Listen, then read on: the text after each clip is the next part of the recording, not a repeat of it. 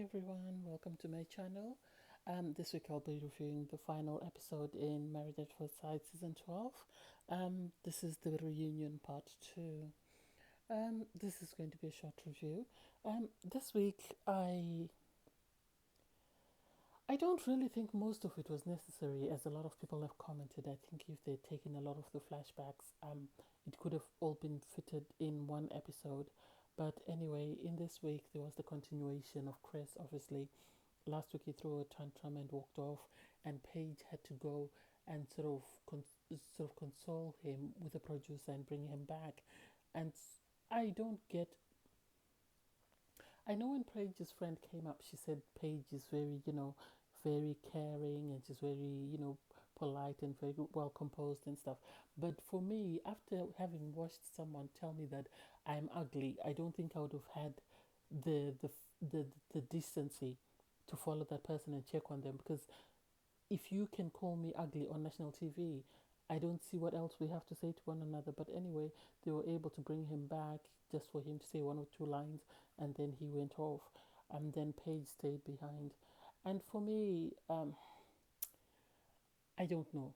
Something is missing with Paige, and I don't think anyone will ever understand. She said she's in counseling, and I hope she gets the help she needs, because she's really been through a lot emotionally, psychologically. She's been through a lot with Married at First Sight, so hopefully her counselors will be able to provide her the help she needs. Her friend did come up to sort of support her and sort of give her opinion of the relationship, and I think she sort of answered the question that everybody had, which was, where is Paige's family when all this is going down? And she said, had we been there, I don't think we would have been able to control ourselves as much as Paige, and I don't think we would have tolerated as much of what Chris was dishing to Paige as he did. And she was very disappointed in Chris.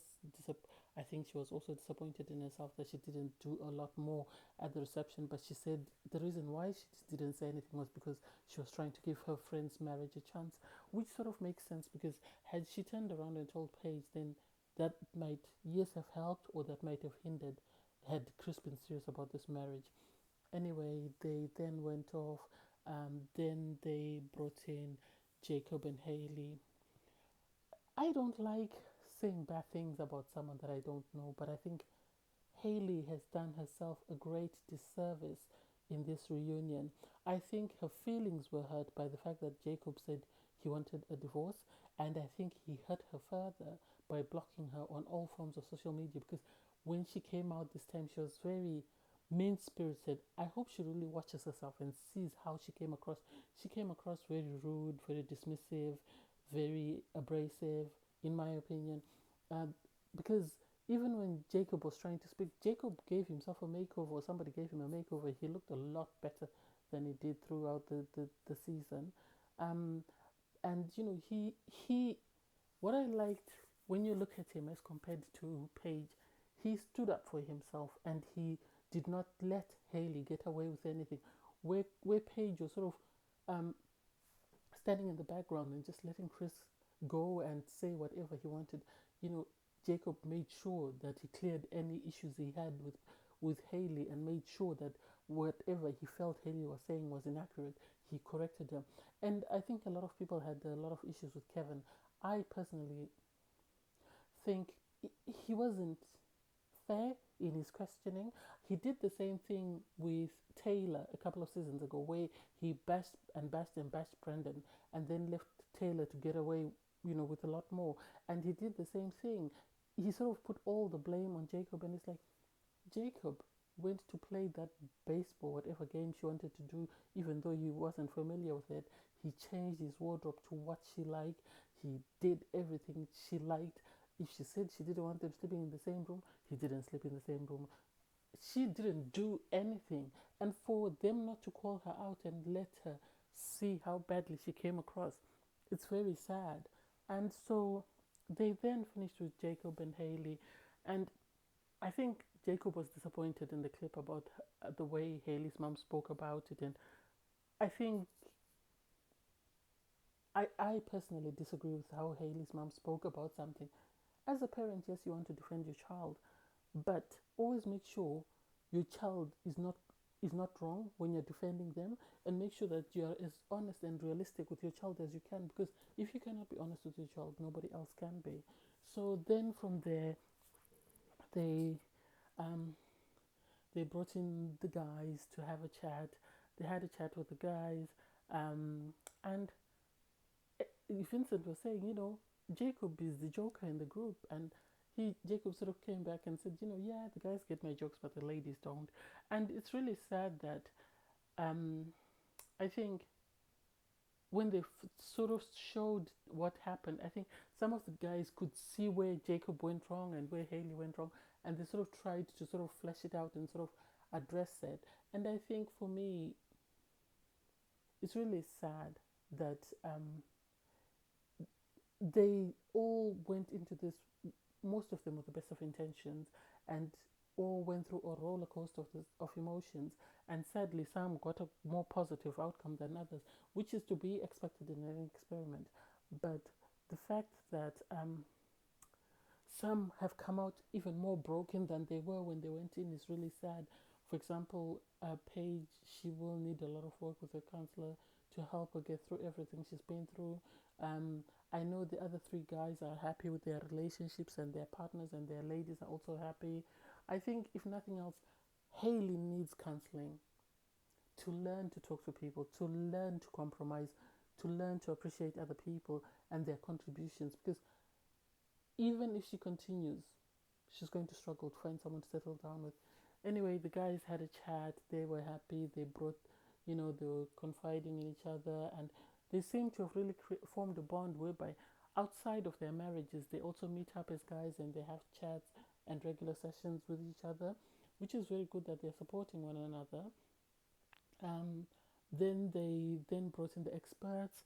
The experts were, you know, I think this, you could see that they were really annoyed and very upset. And I think, as people who were hoping for something and it didn't work out the way they hoped for, I think they're disappointed, because maybe there are people that they cut out of the process that could have benefited from this marriage thing. And it's sad that they really said, they were happy with three of the couples, but the other two, they were not happy. And I liked the fact that the ladies actually stuck up for Jacob and said, Haley really tore him down constantly. I know Pastor Carl was a bit on the fence because, yeah, part of me thinks the reason why Pastor Carl and Kevin didn't go very hard on Haley is because, obviously, as men, if they're found to be bashing a female, then people are going to complain. But the ladies actually spoke up and said, she didn't give him an opportunity to do anything. She kept bashing him and bashing him and bashing him until he shut down, and he just decided to go through the process and wait for decision there, and then, block it out and move on. And I think this is what exactly has happened. And also, Pastor Carl was able to talk about Chris and the fact that, yes, they know people think Chris played them, but Chris, the way he came across to them, is not the person that they saw on TV. Chris represented himself or presented himself very well during the vetting process, and they were surprised when he started to appear on TV as a totally different person. So that they then finished that conversation, and then they brought in all the couples. Obviously, Chris by then had gone. They had a conversation about the issue in Vegas where Chris was having a go at the ladies, and Virginia said the honest thing, which was, yes, Chris apologized, but the apology should have been directed at Clara and Virginia, because those are the two people he had to go at. And the fact that he apologized, it wasn't a genuine apology, because he's got a tendency of playing this character that he thinks people want to see, and then goes back to himself, which is what Paige's friend was saying, that Chris is evident that there is a lot of mental health awareness and sort of intervention that needs to be carried out in people of color. And I think, with me looking at it, Chris needs a lot of work. Chris needs to do a lot of work before he even thinks of dating anyone else, let alone engaging someone or marrying someone. Anyway, to summarize this season, I'm happy that the three couples that I said would stay together have stayed together. I know there were some comments that Erik and Virginia have separated. I don't know. I'll wait until couples come, if I do watch couples come. I think Erik and Virginia have shown a lot of growth. They've shown a lot of growth. They have changed. Yes, they still have their issues because Virginia still needs to, she's still growing. She's a young lady who's still finding herself and coming into her own. And I think she's learning about herself. If not, she has learned a lot about herself going through the process. And I think, if nothing else, if they continue to do the work, if they continue to work together as a couple, go to couples counseling, focus more on them as a unit, they'll be fine. Because as the expert said, he is the stability that she needs, because she's always had this.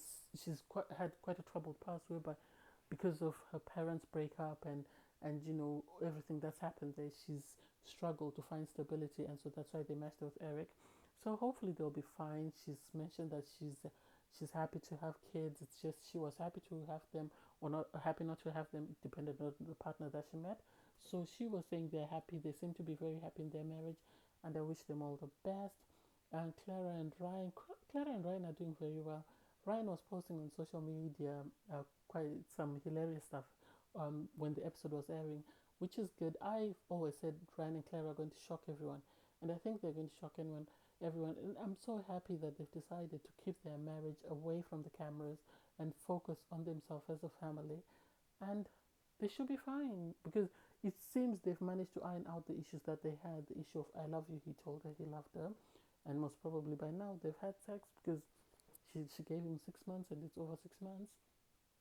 From there, from there we go on to Briana and Vincent. They are doing very well. They're in love. They're working very hard on their relationship.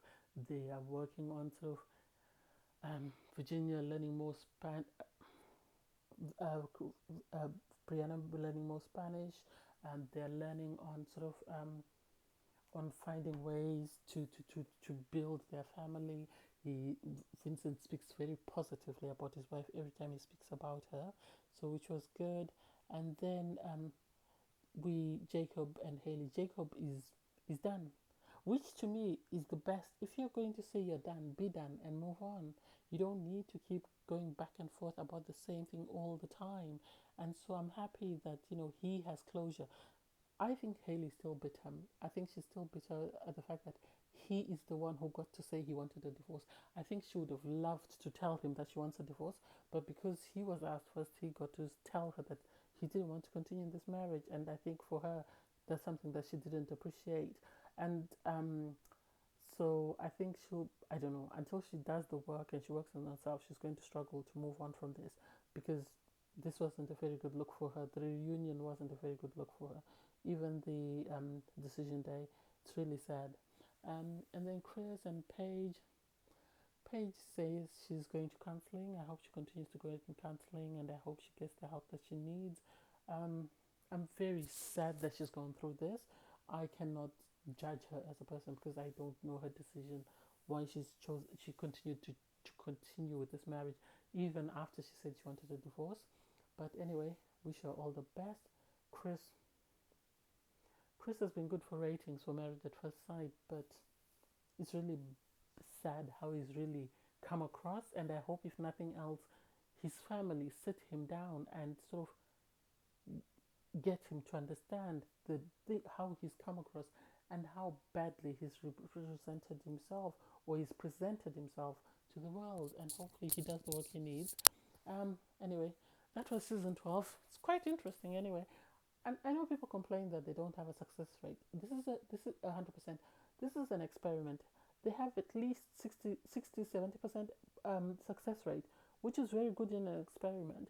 Given that they've increased the numbers, they're still doing very well. I think they're doing very well. I think they just need to screen more. And it's really sad that because of people like Haley and Paige, Haley and Chris, a lot of people that might have qualified are going to be disqualified for this process, just because the experts are going to be extra cautious given what's happened this season. Anyway, I'll see you next season, guys. Thank you very much for watching. Bye.